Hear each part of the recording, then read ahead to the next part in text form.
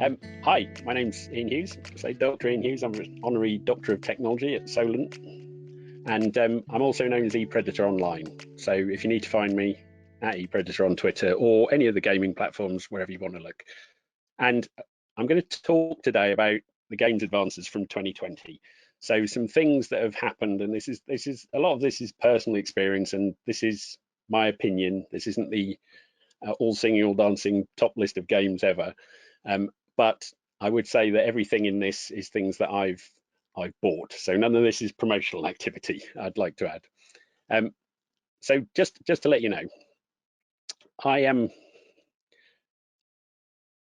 I'm going to do a little bit of an intro and how we can say goodbye to 2020 because it's been an unusual year, but hopefully find some of the good parts and the things that have kept us all going over that period.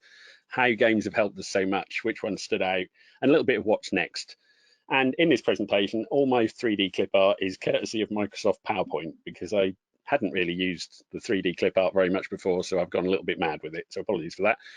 Most of the game's images, almost 99% of them, are from my own little screenshots as well. So just a bit of background. Say I'm known as ePredator Online, that's my handle. I've worked in the tech industry for 30 plus years. I'm currently a senior research analyst at 451 Research, which is part of S&P Global Market Intelligence. So I cover industrial IoT, AR, VR, autonomous robots, and some of the games industry as well. I also practice a martial art called Choi Kwan Do, and for years I was in, and still am, in lots of virtual worlds, including Second Life, which is something that's kind of relevant to all the things that are going on today as well, as we try and learn to communicate online in lots of unusual ways, hopefully. Now, I should also add a little plug. Before I started at 451, I wrote a couple of science fiction novels called Reconfiguring Context. They're just 99p on Kindle, but they're relevant to this conversation because the lead character Roshin is a gamer and a developer, and all the things that she does in the various adventures in this kind of AR, VR, quantum IoT world that she lives in, which is set tomorrow afternoon, so it's not far future, is all kind of relevant from the kind of game experiences and the things that I've felt over the past 30 years. So feel free, go and have a look. I hope you enjoy it and drop me a review if you like it. If you don't, drop me a review anyway, because it's always good to know. So 2020, what can be said about 2020? Bless it. I believe we've all been locked down in our houses and our various kind of unusual situations, and it's felt like the wolf's at the door and things are coming to get us. And really, for me, it's also felt a bit like we've been on the space station. We've got the potential doom of being outside space without our spacesuit on, but we haven't quite had the excitement of the exploration of space, and that's been the real pity of this particular year. But also, I've spent most of the time when I do my my COVID walk around our garden. I go wandering around our garden, sort of do a couple of miles round and round like a teddy bear, with my earphones in, listening to Audible books, and inevitably I've been listening to sci-fi and space things. It's really bizarre thing to be listening to other people trapped in the space station when I felt like I'm trapped in the space station. But undoubtedly, communications and games tech has got us all through this. So from many of the office workers, I know not everyone can work from home, but people that work from home or have now been forced to work from home are relying on the computers and the technology and the communications to be able to get things done. And it's kind of proved that we can work remotely. I've worked at home for the past 20 plus years, so it wasn't a big surprise to me that we could all cope. But also in this, gaming technology has been this lifeline to other worlds, and it's given us places to explore. And if you're stuck in the same office or stuck in the same house or stuck in the same garden with the same people all the time, family's great, friends great, whoever you're with, or if you're on your own, there's still places to help your brain go somewhere else. and do something else and see something else and experience it in a playful way. But it's also given us ways to explore those places together. So gaming doesn't have to be just you in the game, but it's good to do that sometimes. And it doesn't have to be online and with your mates all the time or with random strangers playing games. It's got everything, which is beneficial when you're trying to kind of settle your mental state and get out of whatever funk you're in that particular day. You just pick the appropriate way that you want to engage with the game. And also, it's interesting that you don't have to wear a mask to play a game, but actually in the game you are wearing a mask. But very often we are being some form of avatar, some form of game character. Might be the environment, might just be a little pixel running around, but we are covering up a little bit of who we are, but also showing who we are through our various pieces of gameplay. So that is the basis for why I want to kind of share some of the things that I've experienced in these games, particularly this year, as I've been a gamer forever, and we're a family of gamers in this house. And it's important, I think, to remember that I'm talking primarily about games. I'll talk a little bit about the kit that we run the games on. But I said this is a roundup of my personal experience. But the important thing to remember is that all forms of games, it doesn't matter how simple they may seem, the core of them is about narrative. There's lots of fancy tech. There's lots of interesting kind of visuals and sounds, lots of unusual game mechanics. But at the core, it's what it feels like and the story it's trying to tell. And that doesn't mean to be like a 3-hour or a 200-hour story arc. It can just be one simple little thing, like a dog trying to escape a dinosaur. It's a story. And it's, what does that mean to you? Whose dog is it? What's the dinosaur doing? Is he going to eat him, or is he going to say hello to him? All those things kind of fit into the game's world, which makes it somewhat different from traditional software. So enterprise software, you're not really bothered about your email client in quite the same way as about your game experience, I would suggest. So 2020, it's been an unusual year. This is for hardware, in that we've had in the middle of a pandemic, we've had new consoles appear, new gaming consoles. There's Sony's PS5, Microsoft's Xbox Series X and Xbox Series S, possibly the weirdest named consoles in the world. And those have been incredibly hard to get and still are. And if any of you are trying to get hold of one of these, we're all kind of experiencing various issues with that. I was lucky enough to get a Series X on release date. I haven't got anywhere near a PS5 yet. That's because, as you all know, as soon as stock appears, our wonderful friends, the scalpers, with their various bots, get in, buy them all up, and then try and sell them back to us for ridiculous sums of money. So that's been an interesting way we've been kind of fed upon by those scalpers. So I really wish they wouldn't do that. Nintendo Switch as well also got in incredibly short supply for reasons that I'll show you on the next slide.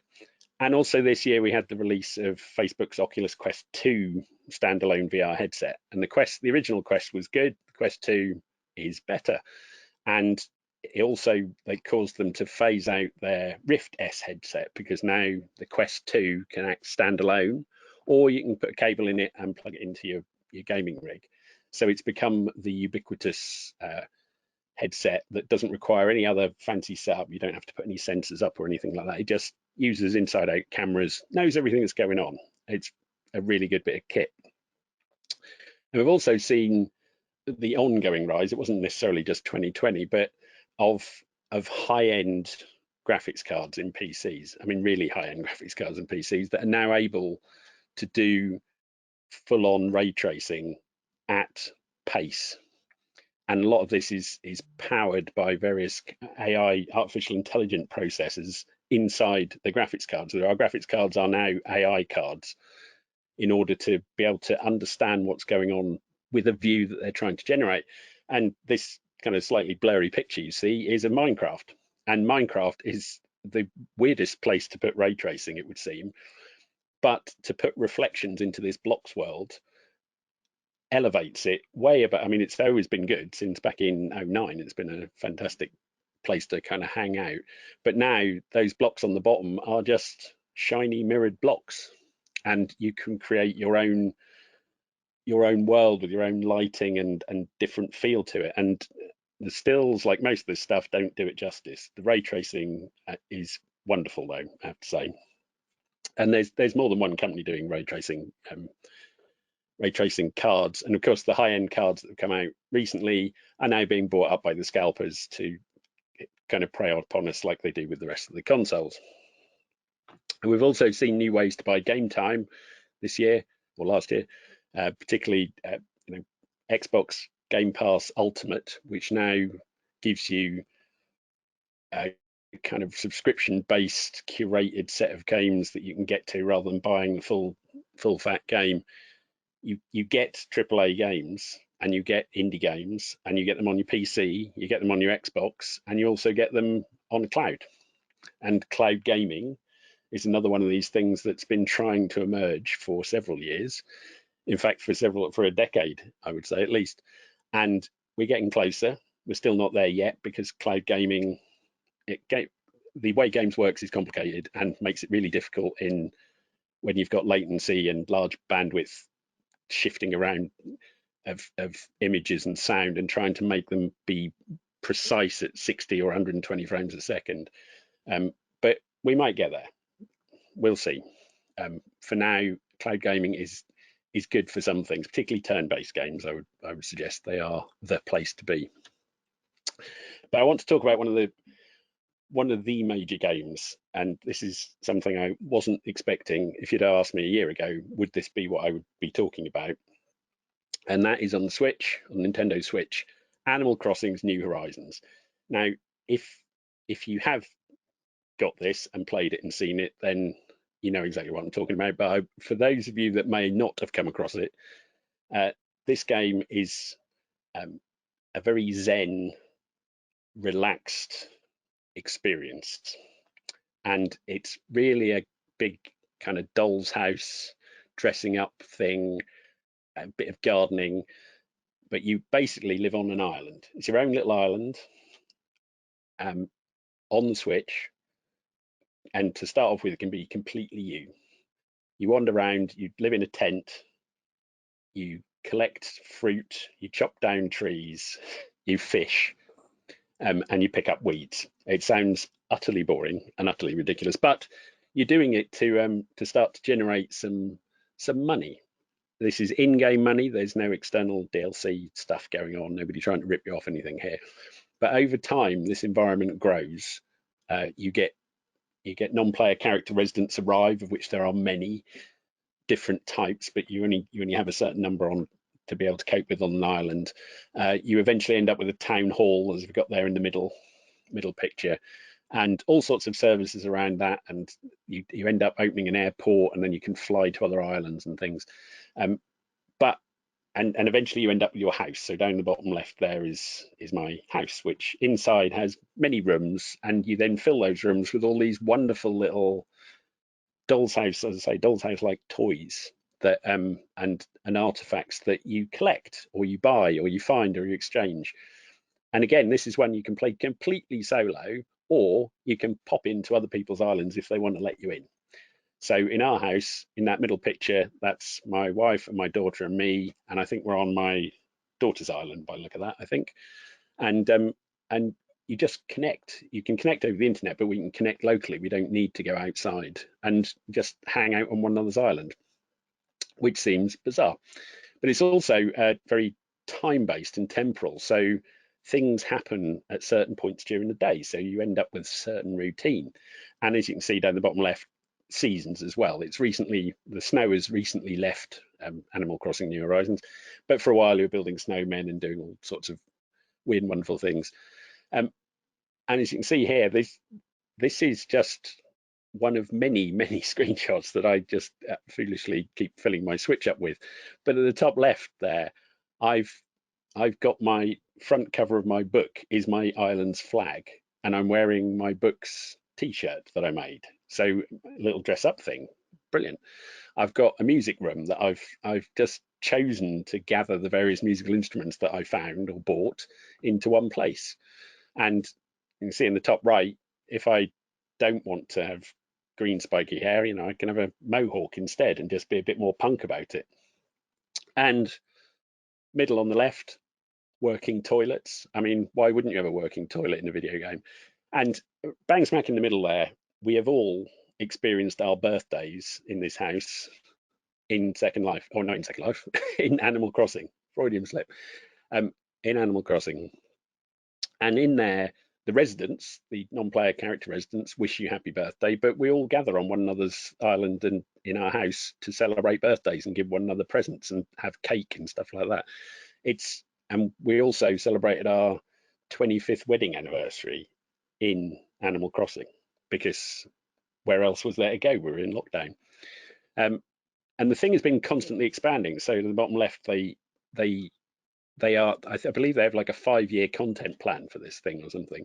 So they are always giving us new and interesting things to do, like going swimming.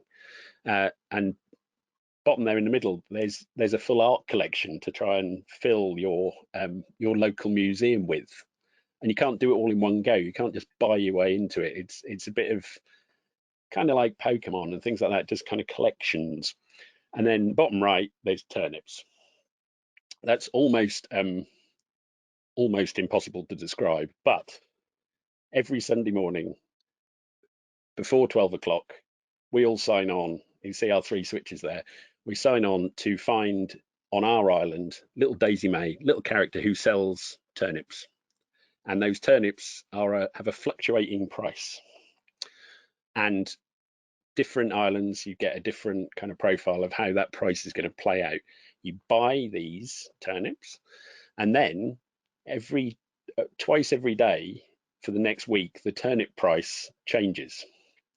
And you try and play the turnip stock market.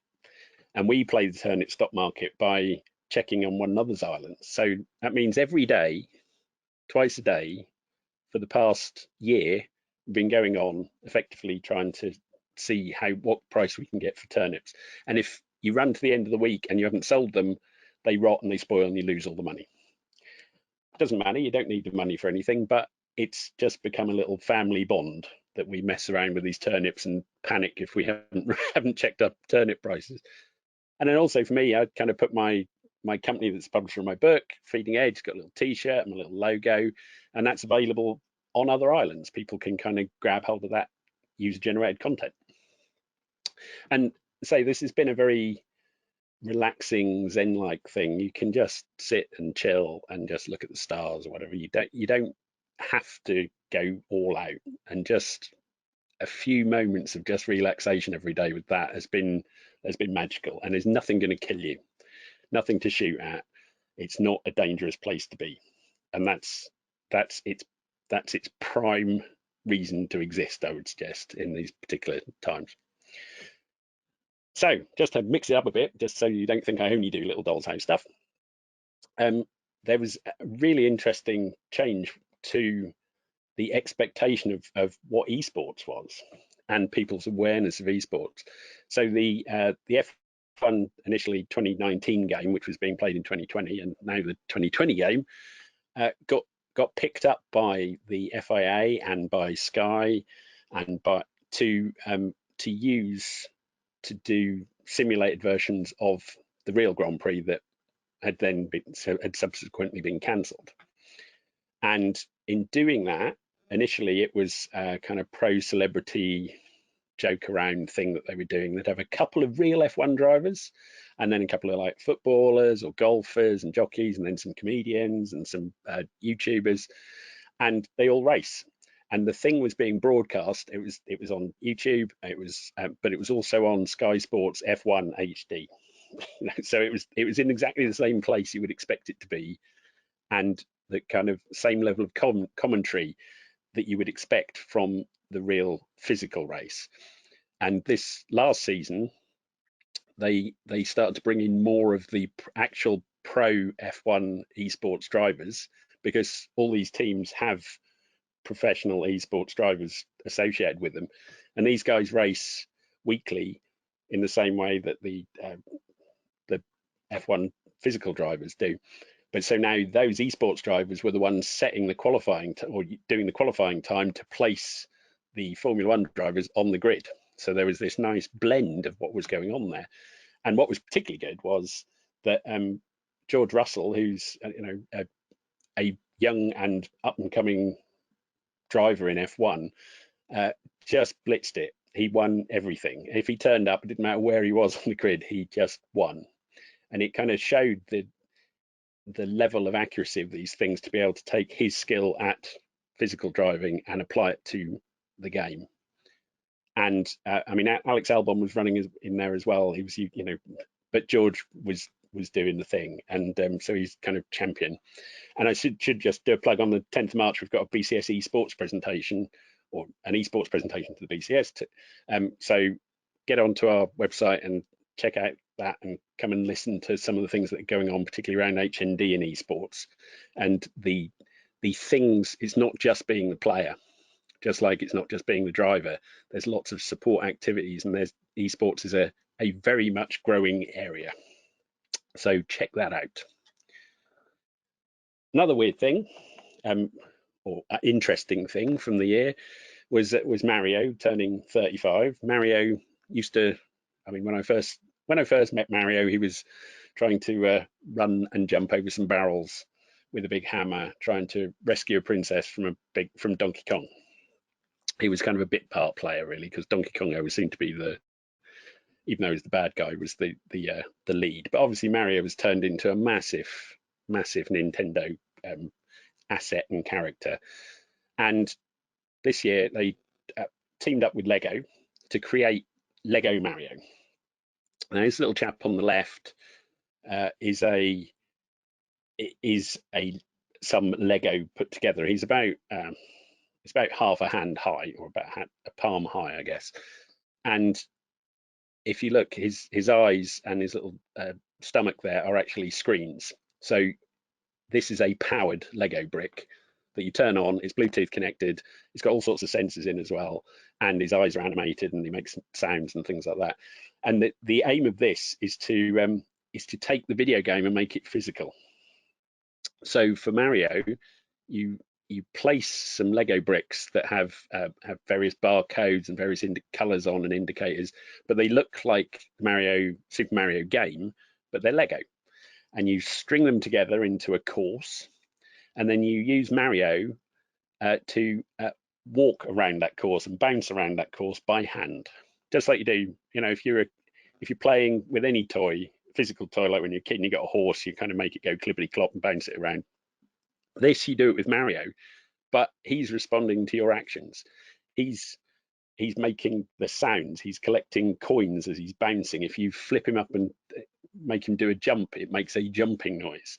It's also talking to an app that's recording the time it's taken for you to hit all these various things on this course. And it is incredible and surprising. And every time he does something slightly different, I think, oh, I didn't realize he did that. Like if he accidentally falls over, he looks dazed. It's a genius bit of kit. And the other thing that they released was this kind of augmented reality Mario Kart. So on the right there, you see it's a radio controlled car with a camera on the top. So it looks like Mario, and it's a car. And Mario Kart's obviously a huge game. And in this, you use your Switch to drive the car. So that's the control for the car. And the camera is what you see on your Switch screen. So you can look at the car, or you can look at the camera, or you look at screen, whichever you want to do. But on your screen, you get an augmented reality view of the world. You can see the physical things that you've set out. So you've set out these cardboard gates, which have effectively QR codes on that the camera can detect that there's a gate. And because it can detect that, it can then superimpose the road to that gate over that view. And it also superimposes a digital version of Mario across. If you can see where the camera is, the camera can't see Mario, but in the picture in the middle, I can see Mario. So it gives you lots of ways to do costumes and throw things around and race. And you can have a couple of these racing. So there's a Luigi one as well, a couple of switches, and you're also racing against non-player characters as well. And it is it is utterly engaging. And the more you play it, the faster the cart gets. So you think, oh, this is a bit tame. And then by the end of it, you've got a 250cc little cart that razzes round and is actually quite difficult to control, even if you're an F1 driver.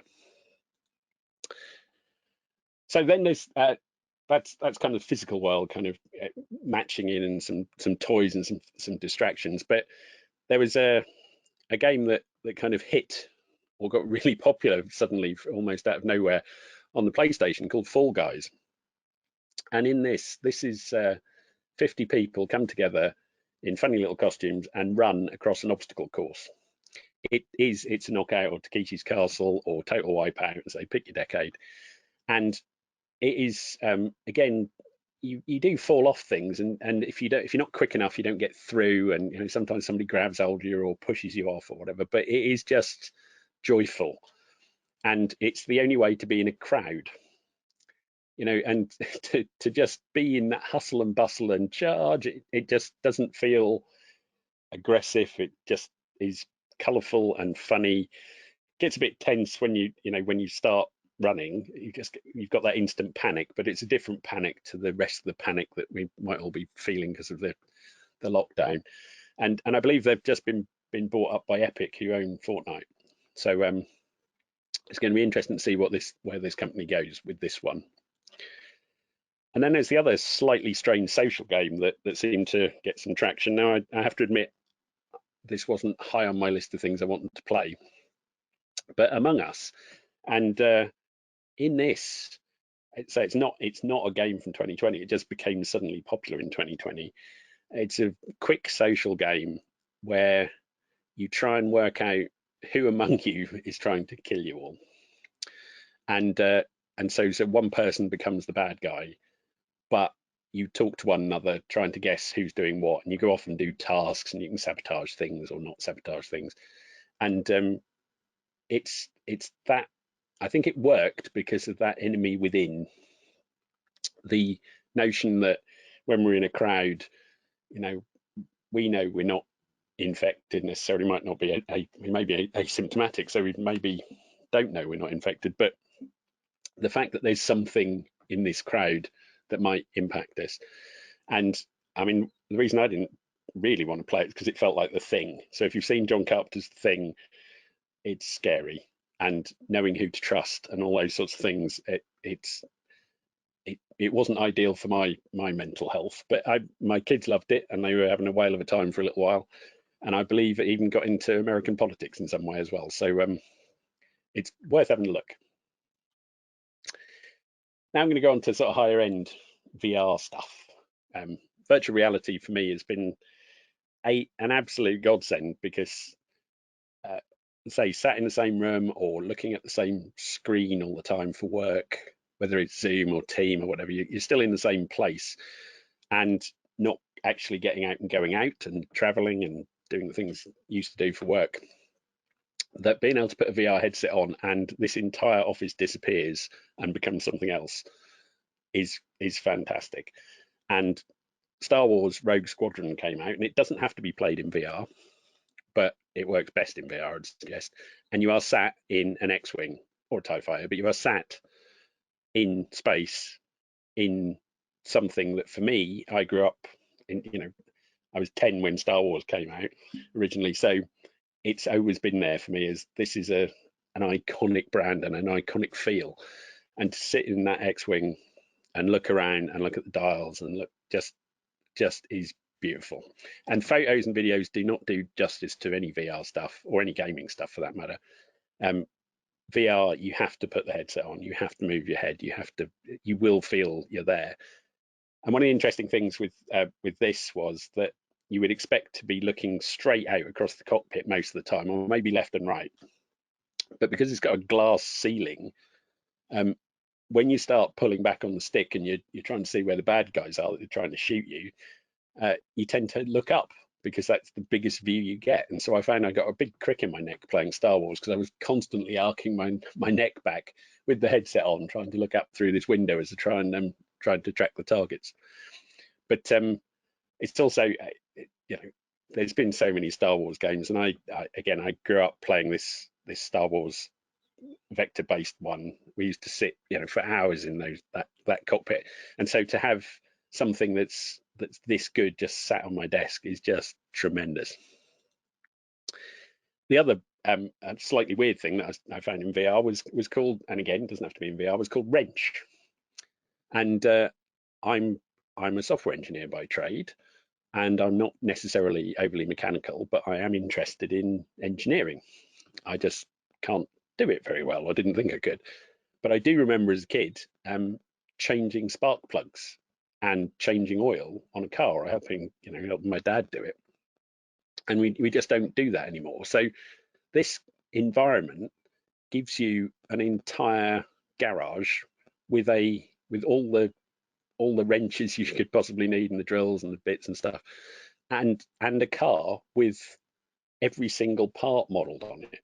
It is a full internal combustion engine, modeled and operational. And the wheels, if you have to take the brake apart, the way the calipers are held together and the little clip that you have to move in order to dismantle it is incredible. And so I kind of got into, for a little while, into this ultra real engineering.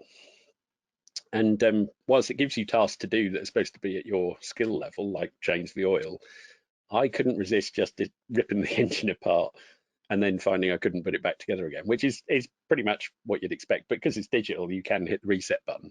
But just the hands-on, intricate focus on an engineering task was for me, again, very mentally relaxing. And whilst I don't have a picture of it here, there was also one in VR for modeling clay. So as the potter's wheels spinning, you kind of shape the clay and decorate the clay. And again, utterly relaxing, just takes you're somewhere else doing something else. Brilliant. And then of course there's the big guy of VR this year, which was HalfLife Alyx. So Half-Life, huge game, or Half-Life 2 as well, particularly huge game, quite a long while ago now, but was set the bar for all sorts of reasons, for physics and for gameplay and story. And they just hit us with this VR version of the game. These aren't my images. These are off their website, because it's really hard capturing stuff in VR and doing screenshots, because you're using your hands, and it's very difficult to kind of get to the print screen button. But it was talked about a lot in the press, and I think it's some of the patterns of how the gameplay's been developed and what it's done. I think they have set the bar again. This is the important VR game in this genre. And I would say I've not completed it yet, because it just got too stressful again. So I'm a gamer. I love games, but I sometimes I just need to relax. So going back to Animal Crossing, chill out. There was one particular point in this where I was surrounded by walls that were gradually breaking down. I had to sort something out quickly.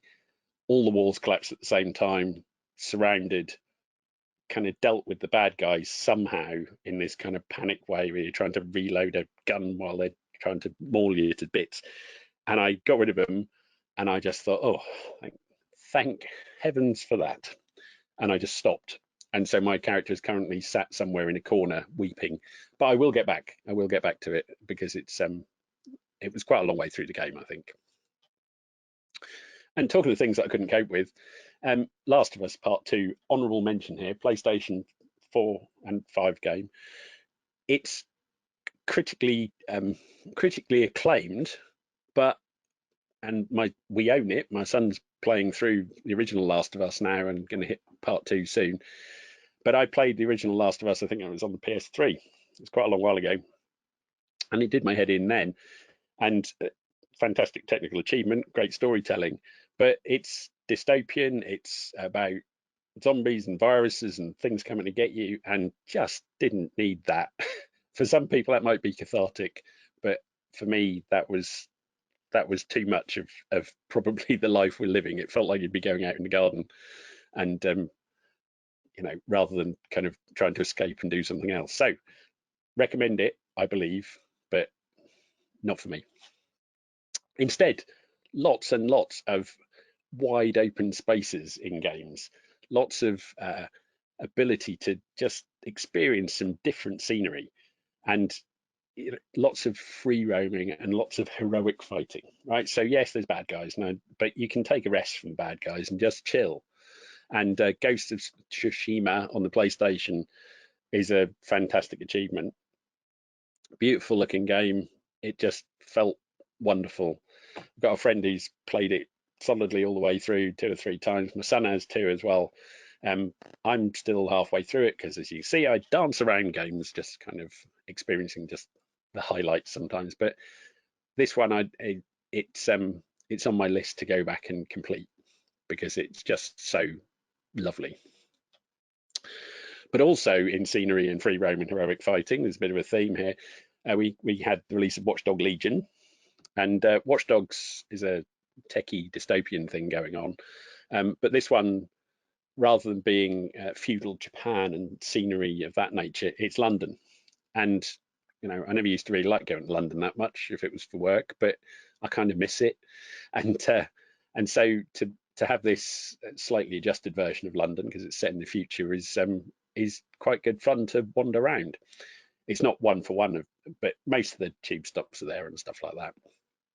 And it's got that London vibe and that UK thing. And Stormzy did a video in it and is in it himself, so it's very iconic. But before the lockdown, the pandemic, it was being kind of advertised as this post-Brexit dystopia, which kind of fits as well. So it's like, if we hadn't have had the pandemic, what sort of state would we be in, and where's that going? So it was that and the tech, and it's a little bit further in the future than some of the other things, makes it an interesting game. And then there's Spider-Man, Miles Morales, an exclusive on the PlayStation. And it's more scenery, New York this time. Lots of free roam, swinging around, being Spider-Man, fantastic. Lots of heroic fighting again. But I have to admit that these shots are from the very early opening stages of this game, because I've only just started playing it, because foolishly, I thought it was a PlayStation 5 exclusive. So this was what I was waiting for, a PlayStation 5 to then play. And I'm sure it's better on the PlayStation 5, but it works on the PS4. So my son noticed that, and so he's completed it, said it's wonderful. And so that's my weekend sorted, because I'm going to be, well, it may take longer than the weekend, but I'm going to be playing Spider-Man Miles Morales on the PS4 and just slumming it on the old tech for a bit. And then there's the big guy in this space, I would say, that again, more scenery, more free roam, more heroic fighting, with Assassin's Creed Valhalla. And this takes you, so rather than feudal Japan, this is taking you back to Saxon and Viking England. It's a vast map, as with many of these things, that particularly that Ubisoft does. And you travel along the rivers and you go exploring, and you can do the missions and you can follow the storyline, or you can just chill and ride a horse around and enjoy what you see. And for me, it's the first game ever that's had Borough Castle in it. And Borough Castle is a Roman bit of wall, effectively, by the Broads near Great Yarmouth, near where I grew up. And we used to cycle to Borough Castle and just kind of chill and play knights and soldiers and stuff like that. And now it's a mission in Assassin's Creed. I mean, the castle bears no resemblance to the thing that was actually there, but that's not the point. The fact that I could travel across to the east of England and jump into Borough Castle made me quite happy. But also, Assassin's Creed, like Animal Crossing, is full of fishing. I don't know, every single game seems, it's not a game if it hasn't got fishing in it. So whatever you're doing, you can just stop, chill out, drop the line in, catch fish. And I think that those mechanics of taking the tension away from the game is an interesting kind of approach that many game designs have. And then there's Cyberpunk 2077. A lot of press, most of it bad. It's a dystopian free roam again round this wonderful futuristic city with lots of body modifications and gadgets and kit and tech and smoke and stuff. And also in the bottom right there, you can see, if you're playing on a PC, it's got some ray tracing, so you can see yourself in a puddle. Wonderful. So that's beautiful bits of graphics. And on next gen and PC, it's fantastic. I really enjoyed it. But on current gen, on Xbox One, on PlayStation 4, it was a mess, to the point that it got taken off the stores and they were given refunds, and it just absolutely, even the fact, Keanu Reeves is in it is fantastic and he does a great job, but that was sort of tarnished by the fact that they rushed the current generation versions and messed it up. So they had a PR battle on their hands, which they shouldn't have had, because this should have been the jewel in the crown for the year. And then the company's also got hacked. So ransomware, they've been hit, and in part that's probably because they annoyed the wrong gamers. And not all gamers are hackers, obviously, but they're people that are interested in this space, are obviously going to be interested in doing it for real. Long hype cycle, overpromised, because it's years have been going on about this. But I think in the end, it'll come out all right. And I've really enjoyed it. I took the day off work to play it when it came out, and I've played it on Xbox Series X. I've played it on PC, and I've even played it on Stadia on the cloud just to see if it worked. But fingers crossed, because this could become just like The Witcher 3 that they did. It's become a kind of cult classic. And talking of classics, just a little bit of roundup of things that get remade. Say old games never die, especially good ones. Final Fantasy VII appeared. It's the remake of Final Fantasy VII. I played it in the 90s, the original one, fantastic game, probably one of the best games ever made from a story point of view. And I spent 147 hours back in the 90s. That used to be the thing I knew I'd finished. I don't often finish games, but 147 hours to finish this, which obviously now pales into insignificance because I'm about 450 hours into Animal Crossing and I don't really do anything in it. But this completed a story. And if you're going to watch a series or something like that, 147 hours is a long while. So that's why they've only made part one, because they're doing lots of CGI and fancy stuff. But I didn't like it too much because they'd changed the combat. It's become a real-time combat, whereas it used to be a bit more like chess. It was a thing you could stop and think about and pause and do things. And yes, it's modernized it, but it's modernized it too much for my liking. At the moment, I may give it another go. But the one I did really like, and my kids liked as well, which was fantastic, was the reboot of Tony Hawk. So Tony Hawk Pro Skater 1 and 2, the most enjoyable and relaxing combo game you could have. It just flows, it just works. And the moment it's booted up and I went down that first ramp, I was just taken back to the original time I played it, and the many hours again spent on it. It's fantastic. And you don't have to be brilliant at it to get enjoyment out of it. It's just the joy of skating and flowing and just moving and transitioning. Highly recommend it. And I haven't really mentioned a lot about the core first-person shooters like Call of Duty, and I'm not going to. They get enough publicity anyway. But Call of Duty Black Ops was set in the 80s, so again, it was taking me back to my childhood or my teen years, and for some reason, in a little kind of Easter egg behind a locked door or a locked gate, I got obsessed with getting this lock undone. I undid the lock, so there's no shooting going on at this point. There's a little computer, and it had a prompt, a little C prompt, and I kind of listed the files, just tapping in. You have to tap in on this keyboard at the top right, and turned out it had a games directory. So you go into the games directory, and then it turned out it had full versions of Infocom's text adventures from back in the day. So you can play Zork while sat in Call of Duty, and you can type in "go east, pick up axe, light lamp," and it's got Zork, it's got Leather Goddess of Phobos, it's got all sorts of things in there. And as you're playing it, you type save and it remembers it. So next time you come back to Call of Duty, you can pile back in and play Zork. And I know there's emulators all over the place, but the fact that it was in an 80s themed Call of Duty high-end shoot everything that moves game, I thought was a beautiful touch. And then this is the big dog, if you like, of retro, I would say. It's not a retro game. It's just Microsoft Flight Sim has been around for years, and it's always kind of pushed the envelope, I'd say, of what you expect your machines to do. And it's not about shooting things down. It's not about missions. It's just about flying planes. So it's potentially a bit nerdy, a bit geeky, but that's what we all are. And this is, you may not fully appreciate technical challenge that this is undertaken. It has built an entire digital twin of the whole world. So you can go and fly your plane anywhere on the planet at any time of day, real time or set the time, with real weather or simulated weather, and with real wind blowing you around, with just everything, snow, any kind of condition you can think of.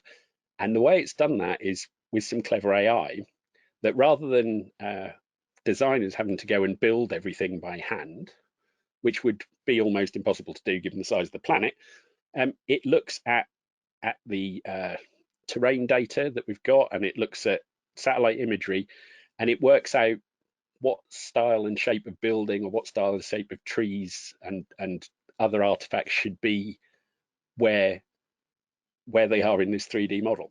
So it's a big cloud AI generated Earth model that you are flying around, and that is awe-inspiring as a techie. It's just like, that's clever. They also do build specific things by hand, so London Eye or bits of Las Vegas and stuff like that, and Hoover Dam.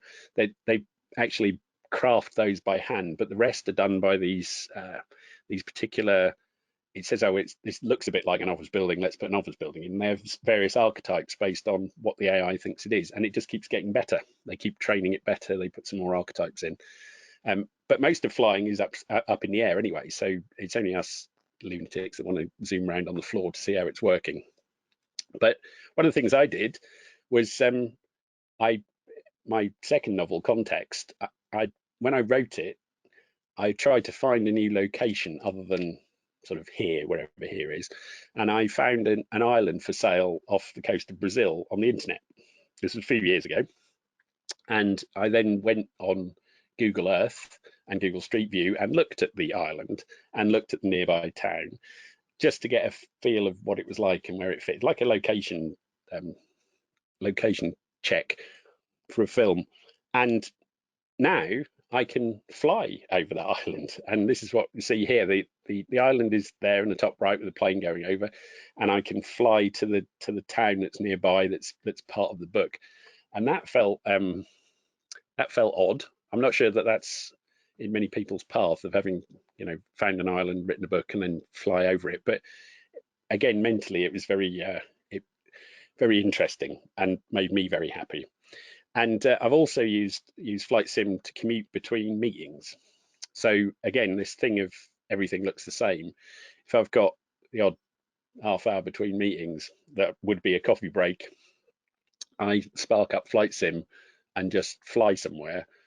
And I don't necessarily land, but I've seen some different scenery, and my brain thinks I've been somewhere. My brain's obviously very easily filled, but it works for me. And that's the beauty of this stuff. You can use it for however you want. And at Christmas this year, it became a VR application. So before you were looking at the screen, which is brilliant, but now VR, completely there, completely in the plane, completely of the moment. It's utterly fantastic. And with a good flight stick and just good graphics card, I can't recommend it enough. And there is a lot to explore. And just, as I say, the imagery here of Athens at night, or flying a stunt plane over Hadrian's Wall. I mean, why wouldn't you? I've bought a third-party jet because other people make different aircraft for this. So I've got an F-15, and of course the main thing everyone does is look at your own house. So I've flown over my house and my previous house and where I was born, and it doesn't always get the house quite right, but reminiscing and going back to these areas, just as you do if you go and Google, is blooming good fun. So just to round up, I want to talk about music. So this is the experiential nature of music is always uplifting. Most people listen to some form of music and get a buzz from it. And on the Oculus and in VR, there is the game Beat Saber, and Beat Saber is a very energetic VR game. You stand up, you wave your lightsabers around, striking through blocks that are zooming at you in time to the music. So it's almost like drumming or conducting. but it's usually pop music, so maybe not conducting is quite the same thing. And bands have put some stuff in, so here's Green Day, you get extra Green Day tracks to play, so it's not all the same dance music that it normally is. And in our house, this is a firm family favourite with our Quest and Quest 2. Our headset is just in the kitchen. Any one of us goes along, picks it up, family, and I come down to cook the dinner, and my wife's standing there playing Beat Saber and getting a buzz out of it. It's a really good fun game, and it was so good that Facebook and Oculus bought the company, so that's going to go on to greater and greater things. Again, really good fun in VR. And then we had the major event in Fortnite where Trevor Scott did a gig. So the American rapper of some renown, they produced an event, and it was an event because it was at a particular time. There were several showings of it, but it was a particular time.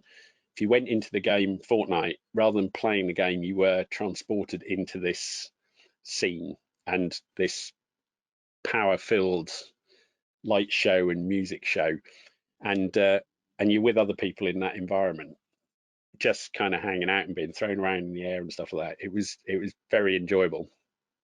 And just anecdotally, I thought, oh, this would be a good thing for me and my son to be in. It'd be good. He was sort of playing Fortnite, but he's gone off that a bit now. And it's like, yeah, I said, do you want to come in, because there's a rerun of it this evening at 5 o'clock, and he didn't seem very keen.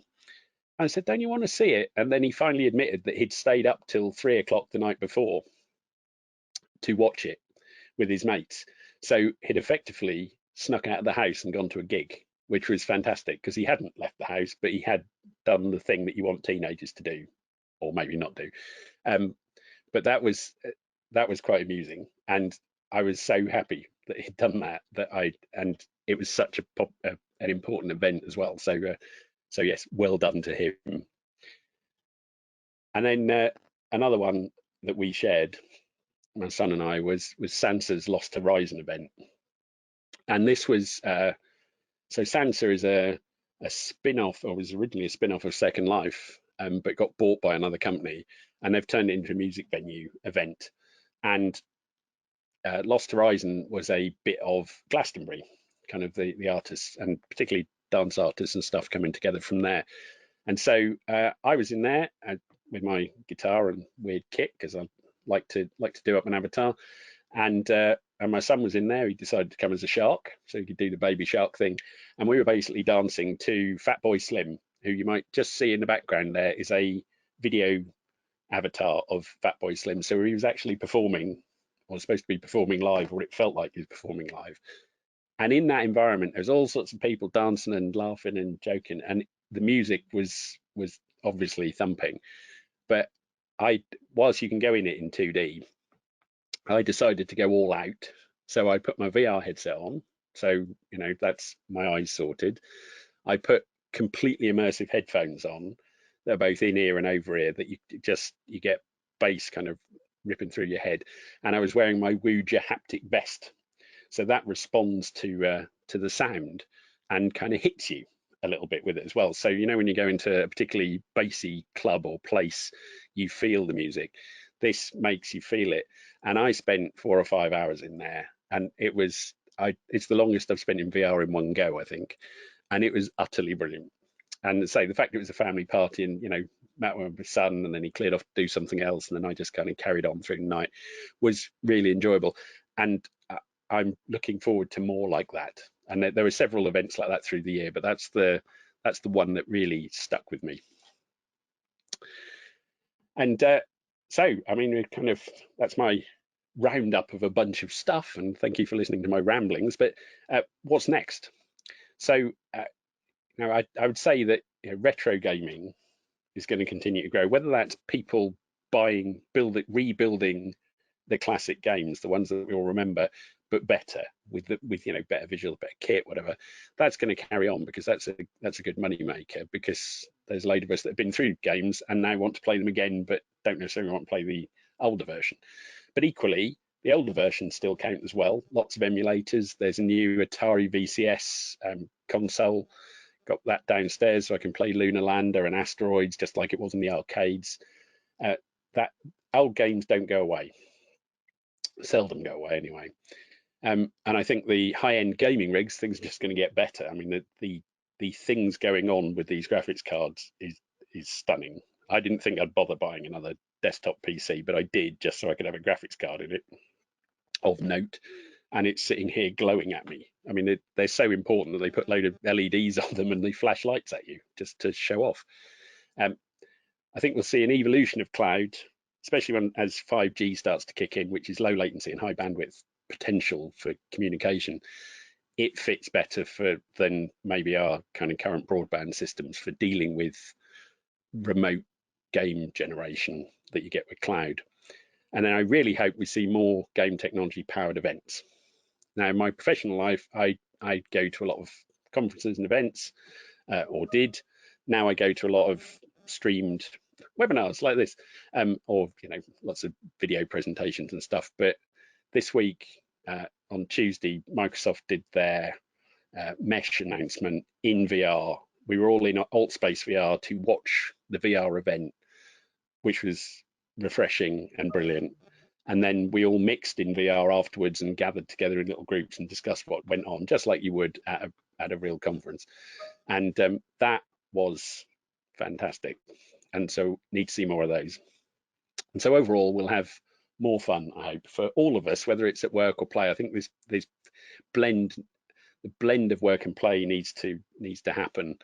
That we got rather stuck in our ways of what office was, or what office work was, and what play was, and whether VR and AR and stuff fits into enterprise. Yes, it does. And just as you see with people messing about with their videos now and putting different backdrops and stuff, like, people want to be playful, and it shows a degree of identity that I think we should persist and keep pushing on. And with that, I would like to say thank you all for listening, and I will try and address any questions when we get to the final stop of recording. But reach out to me, find me on my blog on feedingedge.co.uk, find me on Twitter. Always happy to talk. And that's me. Over.